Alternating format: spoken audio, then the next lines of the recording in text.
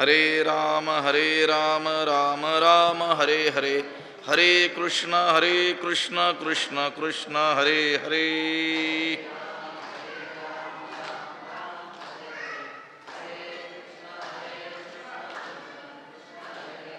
हरे राम राम राम हरे हरे, हरे कृष्ण कृष्ण कृष्ण हरे हरे।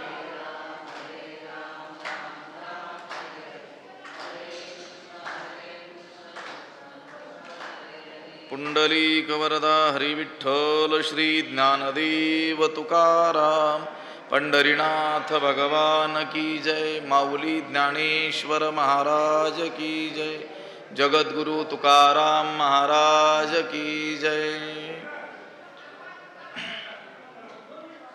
यस्य सर्वे समारंभाः कामसंकल्पवर्जिताः, ज्ञानाग्निदग्धकर्माणं तमाहुः पंडितं बुधाः।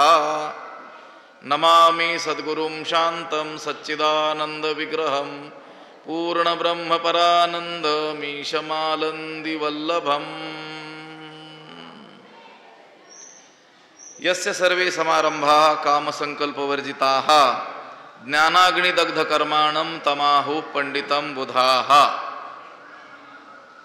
ग्रंथराज ज्ञानेश्वरीच्या 4थ्या अध्यायाचा विचार आपण करतो आहोत आणि या 4थ्या अध्यायातील 19व्या क्रमांकाचा हा श्लोक आहे। या श्लोकाचा अन्वय आणि अर्थ एकदा आपण पाहूयात। यस्य सर्वे समारंभाः कामसंकल्पवर्जिताः, ज्ञानाग्निदग्धकर्माणं तं बुधाः पंडितं आहुः।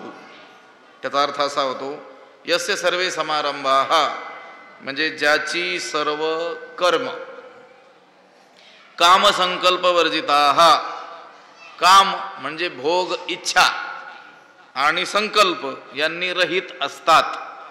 ज्या पुरुषाची सर्व कर्मे फलेच्छा रहित आणि कर्तृत्व अभिमान रहित असतात,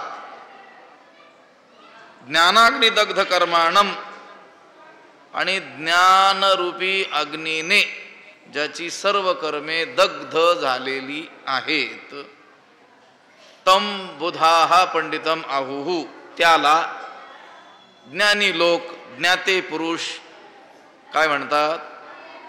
पंडित असे म्हणतात। ज्याची सर्व कर्म फलेच्छा रहित आणि कर्तृत्व अभिमान रहित म्हणजे काम आणि संकल्प रहित झालेली आहेत आणि ज्ञानरूपी अग्नीने ज्याची सर्व कर्म दग्ध झालेली आहेत, जळालेली आहेत, त्याला ज्ञानी लोक पंडित असं म्हणतात, म्हणजे आत्मज्ञानी असं म्हणतात। मागचा जो श्लोक होता, कर्मण्य कर्मय पश्येद कर्मणीच कर्मयः सबुद्धिमान मनुष्येषु संयुक्तः कृत्स्न कर्मकृत, म्हणजे जो कर्मामध्ये अकर्म पाहतो आणि अकर्मात कर्म पाहतो तोच खरा बुद्धिमान, तो आत्मज्ञानी। सर्व कर्माचा तो कोण? संपादक।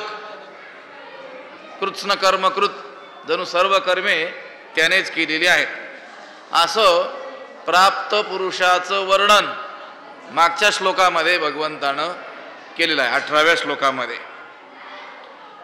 आता तो जो प्राप्त पुरुष आहे त्याचा जो बोध आहे, त्या बोधाचं वर्णन भगवंत या 19व्या आणि याच्या पुढच्या 4 श्लोकातून, म्हणजे 19, 20, 21, 22 आणि 23 या 5 श्लोकातून ते वर्णन करणार आहे। कशाचं वर्णन? ज्या प्राप्त पुरुषाचं वर्णन मागच्या श्लोकात केलं त्याचा बोध जो आहे, त्या बोधाचं वर्णन या पुढच्या 4 श्लोकात, म्हणजे ह्याच्यासह 5 श्लोकामध्ये 19व्यापासून 5 श्लोक, त्या श्लोकातून हे वर्णन केलेलं आहे। हे सर्व गुण इथं जे वर्णन केले जातील ते म्हणजे ज्ञानी पुरुषाची काय आहेत? लक्षणच आहे। जसं आता याच्यामध्ये तम बुधाः पंडितम आहुः, त्याला ज्ञानी लोक पंडित असं म्हणतात, म्हणजे आत्मज्ञानी म्हणतात। तिथं पंडित शब्दाचा अर्थ पंडानाम आत्मविषया बुद्धी ही येशाम ते पंडिताः. पंडा शब्दाचा अर्थ आहे आत्मविषयक बुद्धी, जी बुद्धी केवळ आत्म्याला विषय करते अशी ज्याच्याकडे आहे त्या बुद्धीला म्हणतात पंडा, आणि ती बुद्धी ज्याच्याकडे आहे त्याला काय म्हणतात पंडित. म्हणजे ज्याची बुद्धी केवळ आत्म्याला काय करते विषयत्व त्यांचा झाला नारायण, त्याला काय म्हणतात पंडित. तुकोबाराय म्हणतात त्याप्रमाणे पंडितत्वाची भला नित्य भजे जो विठ्ठलाला नित्य आत्मत्वानं जो भजतो त्याला म्हणतात पंडित. इथं पंडित शब्दाची व्याख्या केली. 19व्या श्लोकापासून 5 श्लोकापर्यंत त्या प्राप्त असलेल्या पुरुषाच्या बोधाचं काय केलेलं आहे वर्णन केलेलं आहे. आता या श्लोकामध्ये यस्य सर्वे समारंभाः, ज्याची सर्व कर्म, इथं समारंभ शब्दाचा अर्थ आपण जो उत्सव सोहळा असा घेत असतो तसा नाही आहे. आपण म्हणत असतो आमच्या घरी मोठा काय आहे लग्न समारंभ आहे, म्हणजे लग्नाचा उत्सव आहे सोहळा आहे. येथे समारंभ शब्दाचा अर्थ तसा सोहळा उत्सव असा नसून काय आहे त्याचा अर्थ कर्म असा आहे. ज्याची सर्व कर्म कशी आहेत काम संकल्प वर्जिताः, ते कर्म करत असताना त्याच्यामध्ये काम नाही. काम नाही म्हणजे इच्छा भोगेच्छा, भोगेच्छा रहित ज्याची काय आहेत कर्म आहेत. आणि संकल्प काम संकल्प वर्जिताः म्हणजे कर्तृत्व अभिमान, मी हे अमुक कर्म करीन करतो आहे अशा संकल्पानं म्हणजे कर्तृत्व अभिमानानं ज्याची कर्म काय आहेत रहित आहेत. तो कर्मे करतो आहे पण त्याला भोगेच्छा नाही आहे, फलेच्छा नाही आहे. अमुक फळ मला प्राप्त होईल त्या प्राप्तीसाठी मी हे कर्म करतो अशी त्याच्या मनामध्ये कोणत्याही प्रकारची वासना नाही आहे, काम नाही आहे आणि संकल्प नाही आहे म्हणजे कर्तृत्वाचा अभिमान नाही आहे. आणखी काय ज्ञानरूपी अग्नीने ज्याची सर्व कर्मे दग्ध झालेली आहेत. ज्ञानाग्नी दग्ध कर्माणम, ज्याची सर्व कर्म ज्ञानरूपी अग्नीनं काय झालेले आहेत दग्ध झालेले आहेत, जळालेले आहेत. येथे कर्म शब्दानं काय घ्यायचं त्याचं कोणतं कर्म संचित कर्म लक्षात आलं. त्याचं संचित काय झालेलं आहे दग्ध झालेलं आहे. 3 प्रकार करूया की नाही आपण. हे पहा क्रियमाण म्हणजे आत्ता जे कर्म करतो आहे ते क्रियमाण कर्म. जे कर्म भोगतो आहे ते प्रारब्ध आणि अनंत जन्मामध्ये केलेलं कर्म त्याचा जो संचय आहे त्याला काय म्हणतात संचित. या ज्ञानरूपी अग्नीनं कोणती कर्मे दग्ध होतात संचित कर्म दग्ध होतात. क्रियमानाचा तर लेप लागतच नाही कारण करत असताना भोगेच्छा त्याला फलेच्छा नाही आहे आणि कर्तृत्वाचा अभिमान नाही आहे. त्या कर्माला तो चिटकतच नाही आहे. त्यामुळं आत्ता केलेल्या कर्मापासून ना पुण्य ना पाप काही निर्माण होत नाही. त्यामुळं ती कर्म त्याला बाधत नाहीत. संचित ते ज्ञानरूपी अग्नीनं त्यानं दग्ध केलेलं आहे. आणि प्रारब्ध हे तो भोगूनच संपवतो कारण प्रारब्ध भोगूनच संपवावं लागतं. ज्ञानाने प्रारब्ध नष्ट होत नाही.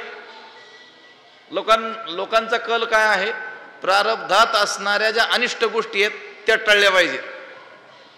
त्यांना वाटतं एखाद्याला ज्ञान झालं म्हणजे त्याच्या प्रारब्धात जर मोठमोठी दुःख असतील तर ती दुःख काय होतील नष्ट होतील. दुःख म्हणजे दुःखाचे प्रसंग नष्ट होणार नाहीत. याला कोणत्याही प्रकारचं दुःख होणार नाही. प्रसंग दुःखाचे असतील पण त्यानं तो दुःखी होणार नाही.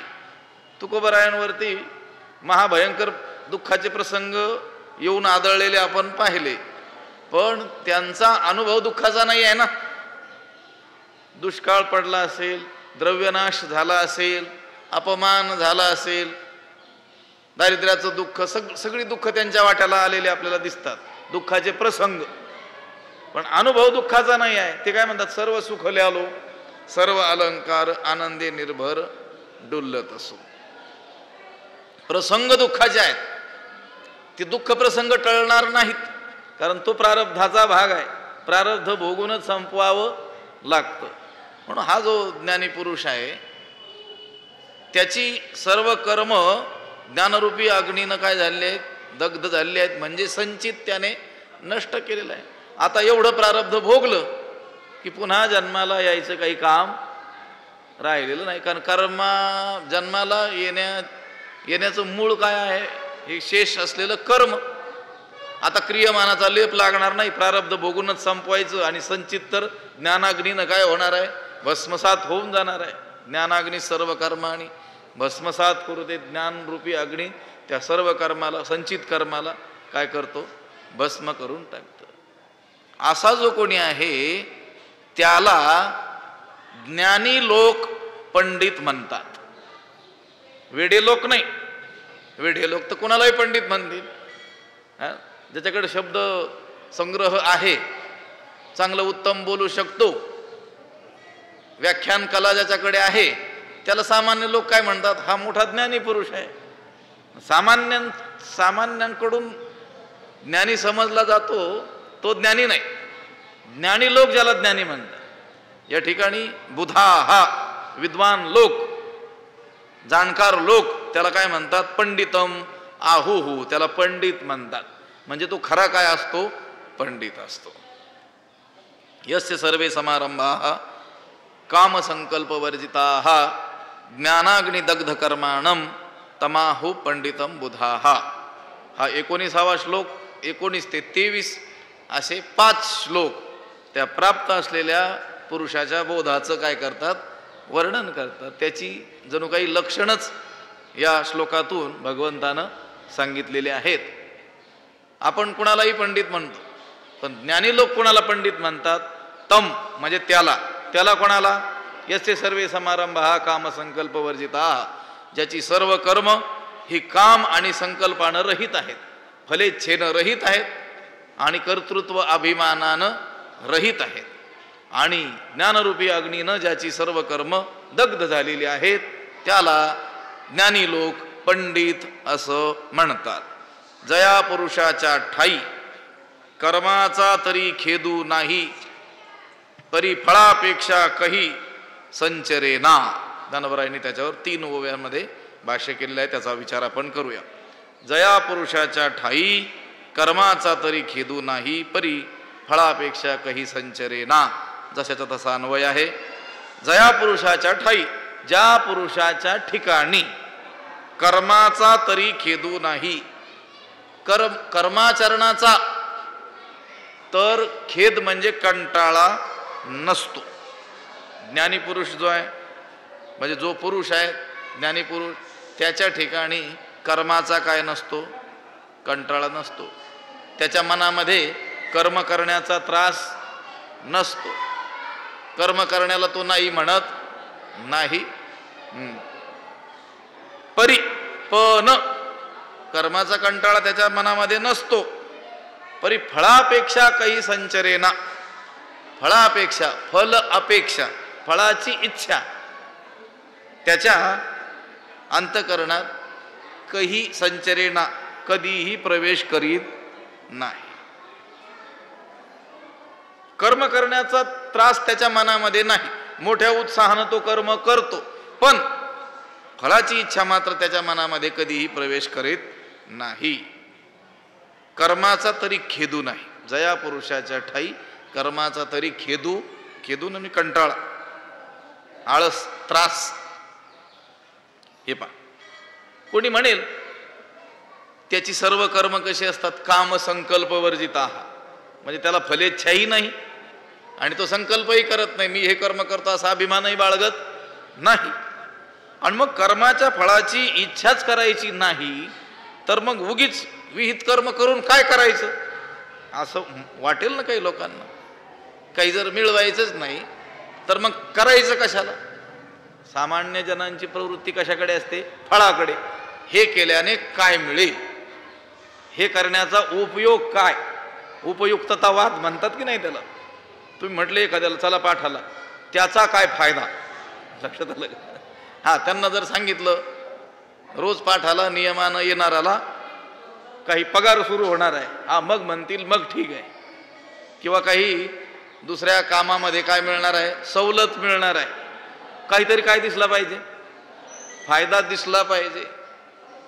त्यावेळेस लोक काय होतात, प्रवृत्त होतात. प्रयोजनमनुद्दिश्य मंदोपी प्रवर्तते.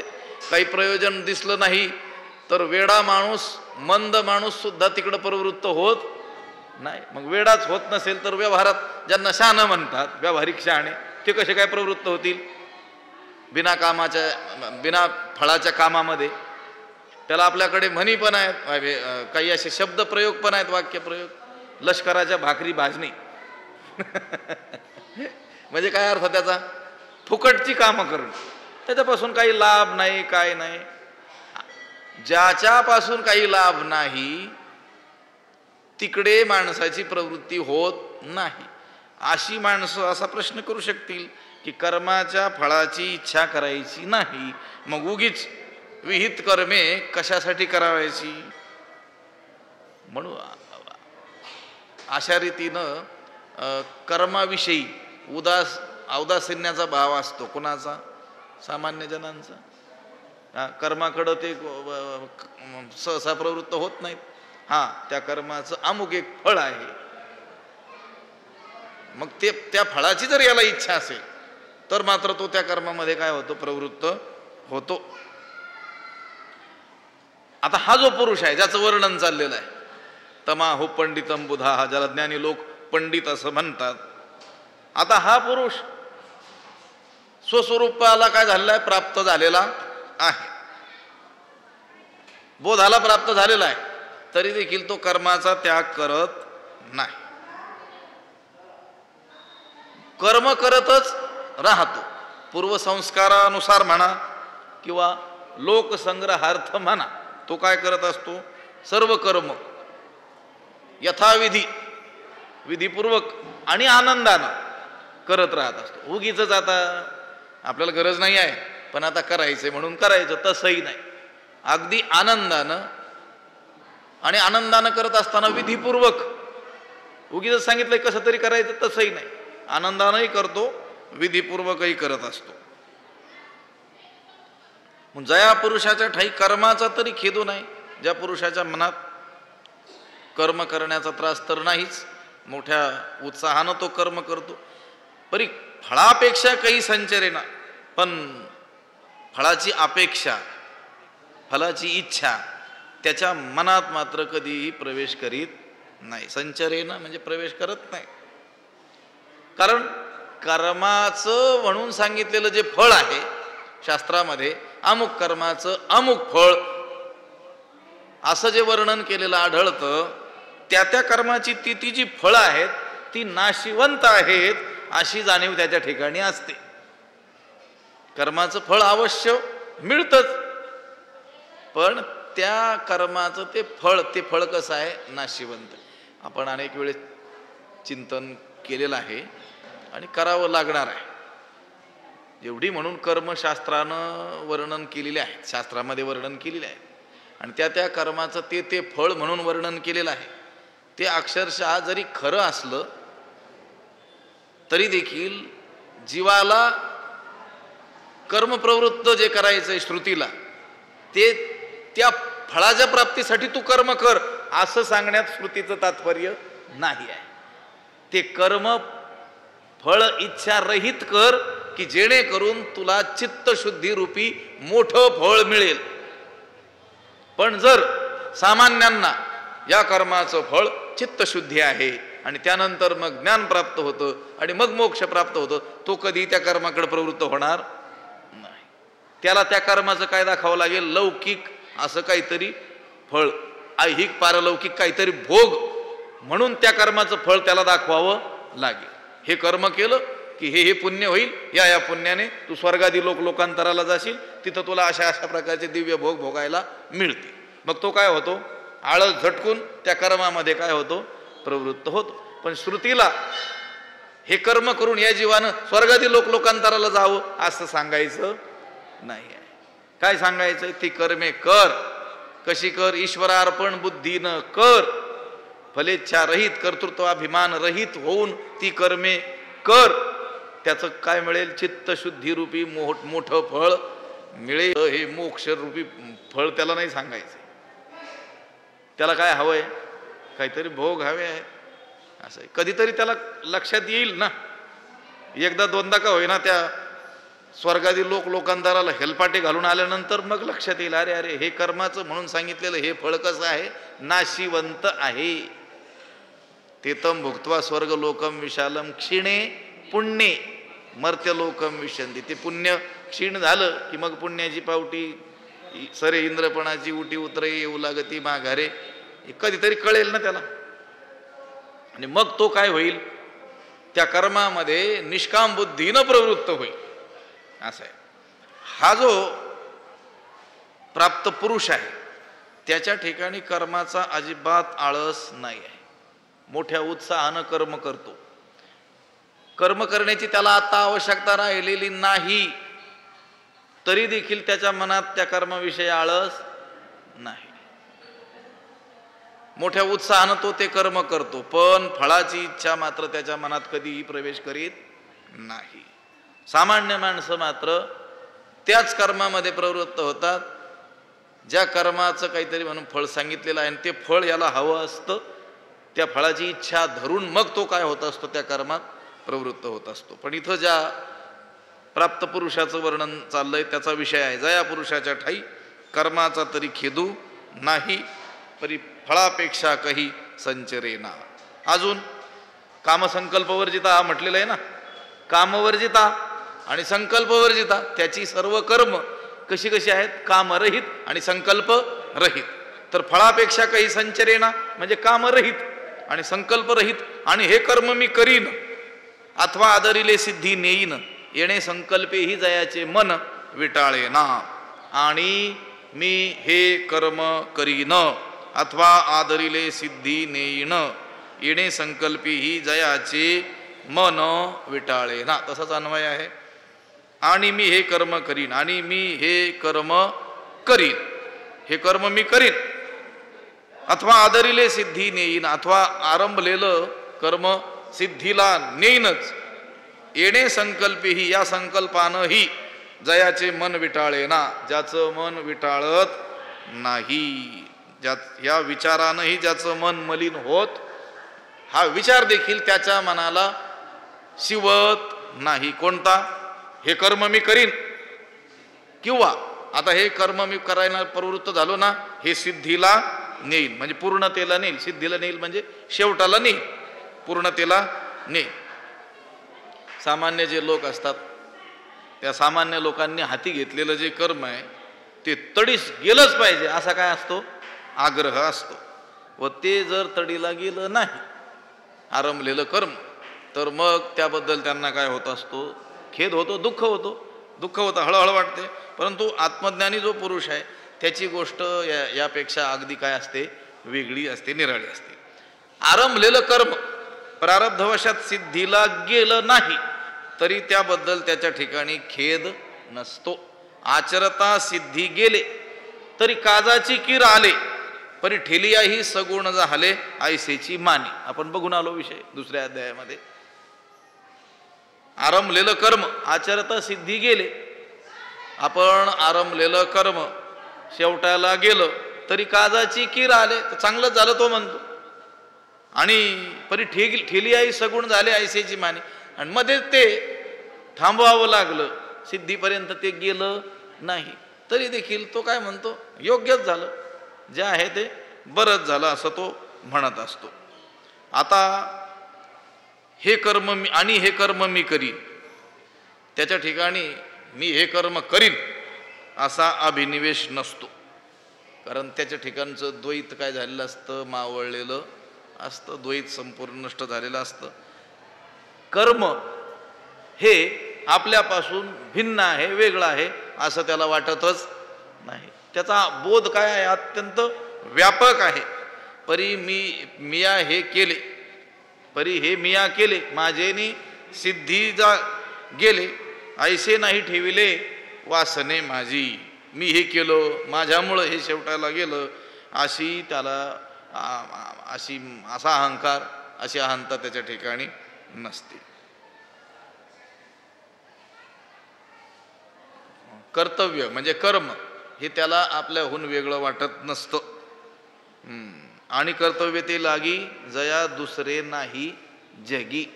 जगामध्ये त्याचा बोध मीच मी सर्वत्र आहे असा असल्यामुळं हे कर्म सुद्धा त्याला त्याच्याहून भिन्न विषय सुद्धा त्याला त्याच्याहून काय वाटत नाही आहेत, भिन्न वाटत नाही. म्हणून आणि हे कर्म मी करी या संकल्पानं त्याचं मन विटाळत नाही. अजून कशानं? अथवा आदरिले सिद्धी नेई.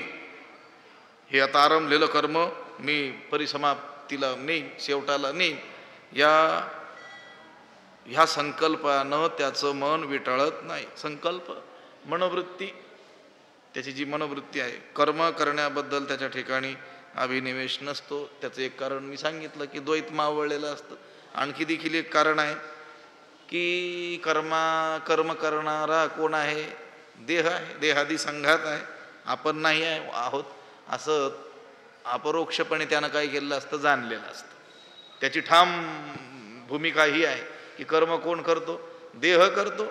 हे देहादी संघात इंद्रिय आणि देह हे काय करतात? कर्म करतात.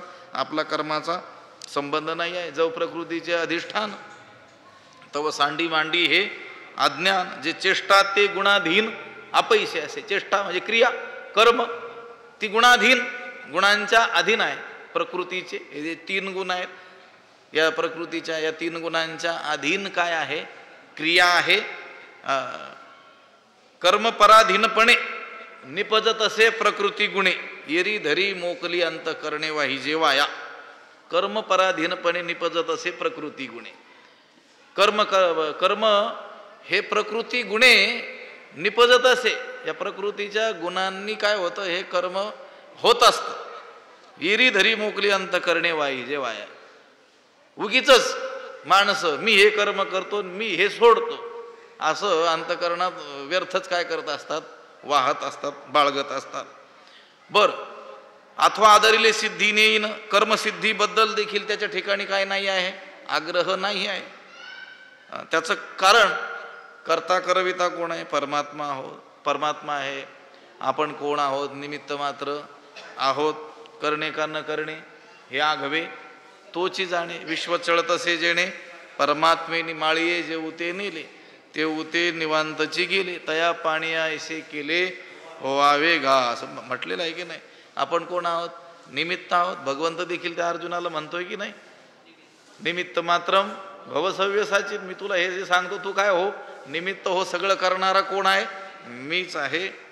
अशी त्या कर्मसिद्धीबद्दल त्याची समजूत असते. त्याच्या कर्मसिद्धीबद्दल त्याचा आग्रह नसतो. कारण करता करविता कोण आहे? परमात्मा आहे. आपण निमित्त मात्र आहोत अशी जाणीव त्याच्या ठिकाणी असते. त्या आत्मज्ञानी पुरुषाची सर्व कर्मे निर्हेतुक होत असतात.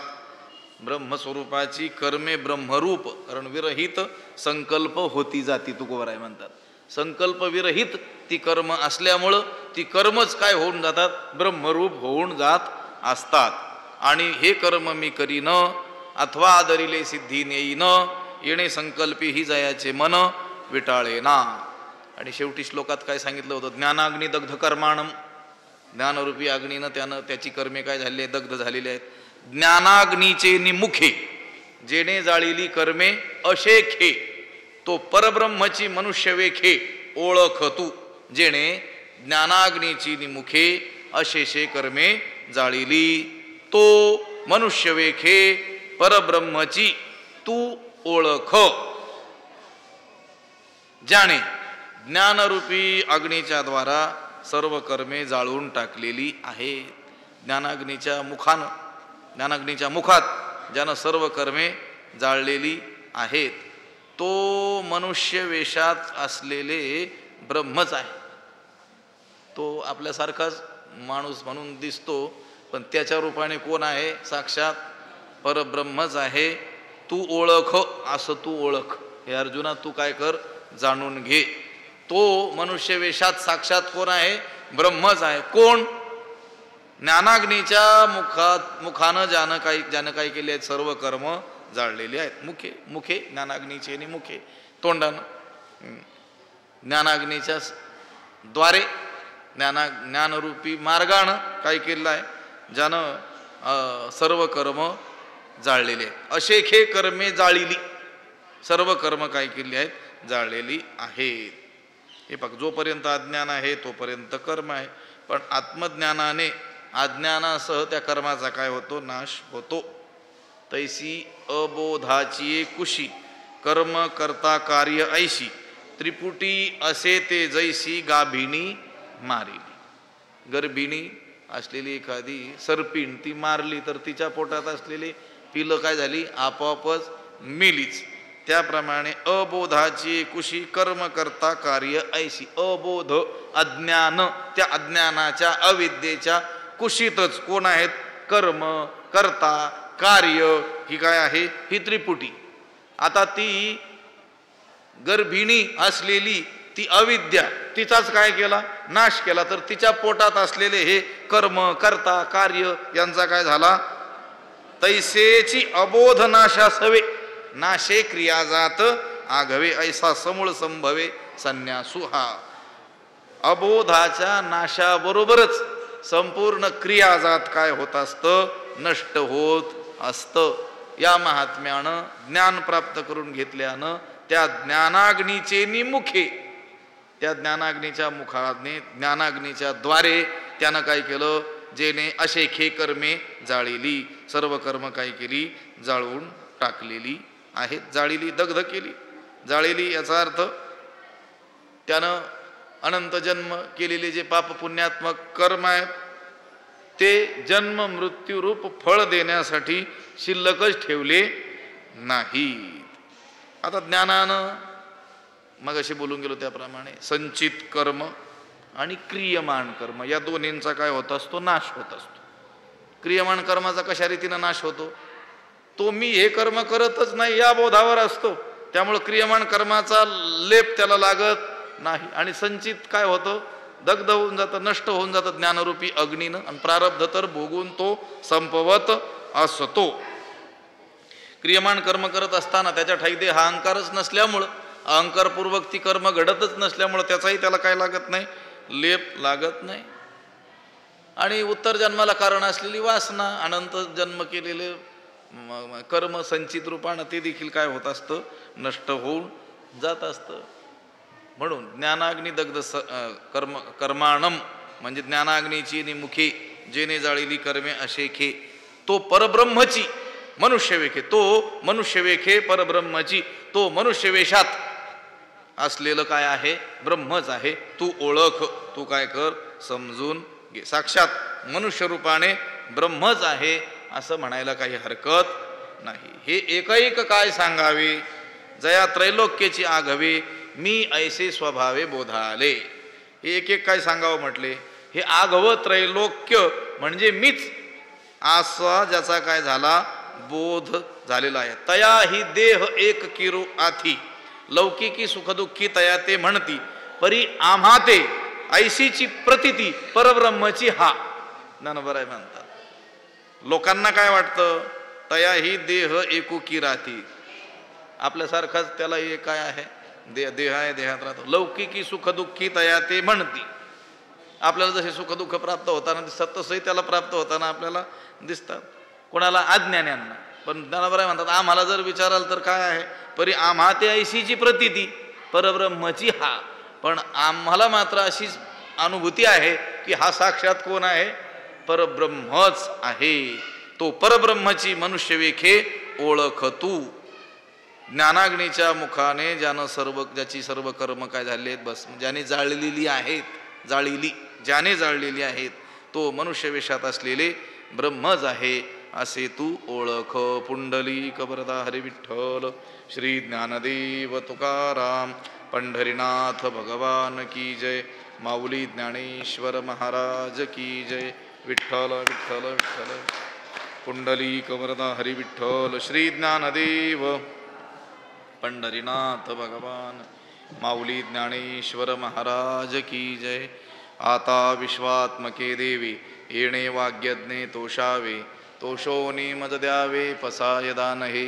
जे खळांची व्यंकटी सांडो तया सत्कर्मी रती वाढो भूता परस्परे पडो मैत्र जीवांचे दुरितांचे तिमिर जावो विश्व स्वधर्म सूर्ये पाहो जो जे वांछील तो ते लाहो प्राणी जात वर्षत सकळ मंगळी ईश्वर निष्ठांची मांदियाळी अनवरत भूमंडळी भेटो तया भूता चला कल्पतरूंचे आरव चेतना चिंतामणीचे गाव बोलते जे अर्णव पियुषांचे चंद्रमे जे अलांछन मार्तंड जे तापहीन ते सर्वाही सदा सज्जन सोयरे होतू किंबहुना सर्व सुखी पूर्ण होवणी तिही लोकी भजिजो आदि पुरुखी अखंडित आणि ग्रंथोपजीविये विशेषी लोकी इये दृष्टादृष्ट विजये होवावेजी एथ म्हणे श्री विश्वेश्वरावो हा होईल दान पसावो येणे वरे ज्ञानदेवो सुखिया झाला येणे वरे ज्ञानदेवो सुखिया झाला